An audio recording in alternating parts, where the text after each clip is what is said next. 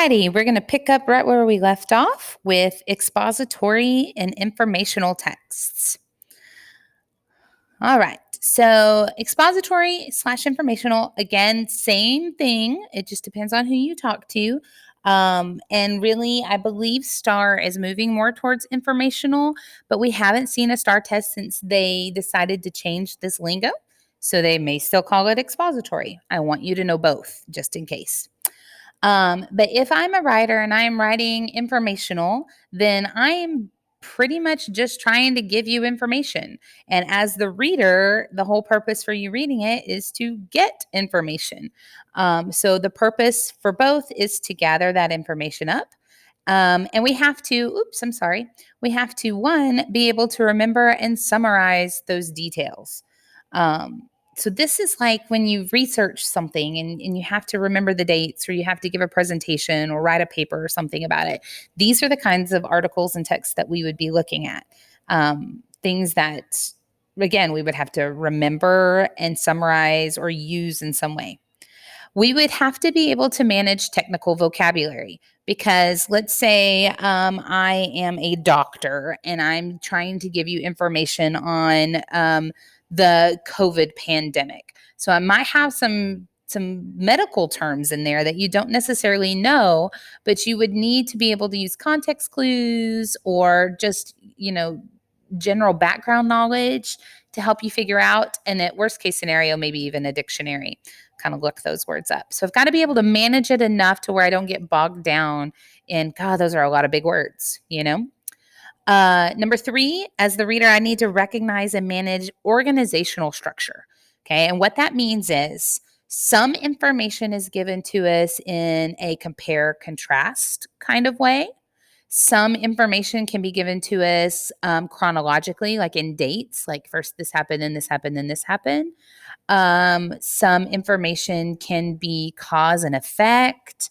Some might be broken down into like topics, and here's a topic, here's a topic, here's a topic.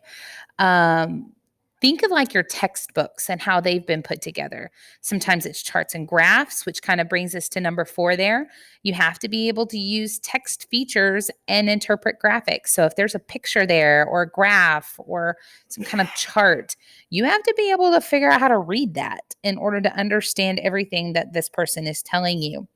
And then not only do you have to be able to understand it, you have to be able to synthesize and reorganize it, because again, if we're looking at informational texts, it's because we're gathering information probably for some other purpose, either to write our own essay or to do a presentation of some kind. So I have to be able to synthesize it. I have to take it from one place, process it through my brain, and be able to use it in some other way. That's what synthesize means.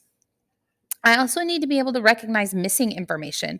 Okay, so if I'm reading one document about how to, program a computer, and maybe it's talking about, how to do that on a Windows processing something. You guys obviously probably realize I have no idea what I'm talking about when it comes to computers, but I might need to recognize that there are other kinds of processes out there. It's not just Windows. Maybe there's Mac. Maybe there's something else that I don't know. Okay. But I have to be able to recognize that there might be more to it than what I'm seeing actually on that page. And then finally, let's go back. The other way. I have to be able to, again, recognize fact and opinion, perspective and bias, because even though it's supposed to be the facts and only the facts, sometimes opinions sneak in there. Think about your news reporters, right? They're supposed to just give us the facts, but sometimes their opinion sneaks in, right? What they think about a certain person or what that person has said or an event. I've even seen news anchors break down and cry before when they're talking about certain things. So their emotion, they're people too. So sometimes those opinions can sneak in. Then we have procedural. Procedural is learning how to do something. These are your recipes, your step-by-step instructions, your how-to videos. Your reader's demands, what you have to be able to do is just follow the structure. Can you read it and actually reproduce what they want you to reproduce? Okay. You have to be able to manage technical vocabulary. If I'm reading a recipe and I don't know what cups and tablespoons and quarts and pints and things are, I might be in trouble. So I have to be able to figure those things out or have a way of looking them up. I have to be able to use text features. How many of you guys have ever gotten like instructions for how to build something from IKEA or something? And maybe the instructions say to do all this stuff, but you really, you got to look at the picture to figure it out. Um, that's important. And being able to interpret those graphics if they're provided helps with procedural. Then there's poetry. The purpose of poetry is to experience rich language and emotion. Um, so if I'm writing poetry, it's because I'm emotional about something and I want to express that in some way. If I'm reading poetry, I have to be able to kind of put myself again in the shoes of that writer and go, what emotion am I supposed to be feeling? Um, and then language is such an interesting way of expressing that. Think of all the rap and well, really any song that you've ever heard and how you have an emotional reaction. You either love it, you hate it, it makes you cry, it makes you want to jump up and get pumped up and do poetry is meant to elicit that emotion.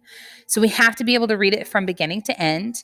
We have to be able to follow the structure because sometimes poets can get really crazy with the way they put words on a page.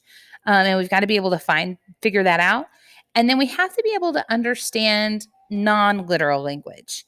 What I mean is, a lot of times poets will use words in completely different ways than we're used to seeing. And we have to be able to figure out what they really mean by it. And then drama. Drama's purpose is to be performed. If I'm writing a drama, I'm writing a play, I want it to be performed. I want people to see it on a stage. If I'm reading a drama, it's because maybe I want to perform it and put it on a stage or understand why someone would want to put it on a stage. Again, I have to be able to follow the structure because if you've ever read a play, you know that it looks a little different. We have to understand the importance of stage directions. That's the part that tells you what an actor is actually doing while they're saying the words.